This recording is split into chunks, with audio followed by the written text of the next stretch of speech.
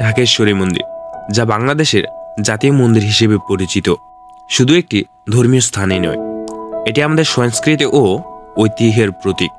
ঢাকার কেন্দ্রে অবস্থিত এই মন্দিরটি হিন্দু সম্প্রদায়ের জন্য এক গুরুত্বপূর্ণ তীর্থস্থান এবং বাংলার অন্যতম প্রাচীন স্থাপত্য নিদর্শন।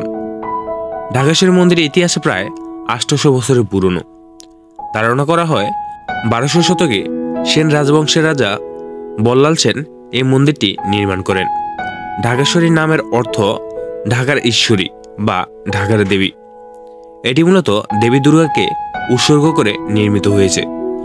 তবে মন্দিরটি কেবল ধর্মীয় গণ্ডিতেই আবদ্ধ নয়, এটি বাংলাদেশের ধর্মীয় সহাবস্থানের এক উদাহরণ। 1966 সালে ঢাকেশ্বরী মন্দিরকে জাতীয় মন্দিরের মর্যাদা দেওয়া হয়।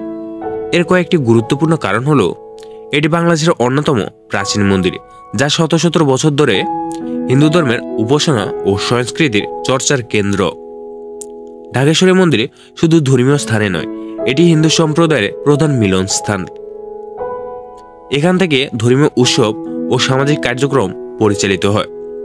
মন্দিরটি বাংলাদেশের ঐতিহ্য, সংস্কৃতি এবং ধর্মীয় সহিষ্ণুতার পরিচয় বহন করে। মন্দিরটি এখন বাংলাদেশের সবচেয়ে বড় মন্দির এবং এখানে প্রতিদিন প্রচুর ভক্ত ও দর্শনার্থী আসেন। দুর্গাপূজার সময় এটি বিশেষভাবে সজ্জিত হয় এবং হাজার হাজার মানুষ একত্রিত হন। ঢাকেশ্বরী মন্দির শুধু একটি মন্দিরে নয়, এটি বাংলাদেশের ঐতিহ্যের ধারক। এটি আমাদের জাতীয় পরিচয়ের একটি অংশ, যা ধর্ম, সংস্কৃতি এবং ইতিহাসকে একত্রিত করে। জাতীয় মন্দির হিসাবে এর স্বীকৃতি আমাদের সকলের জন্য গর্বের বিষয়।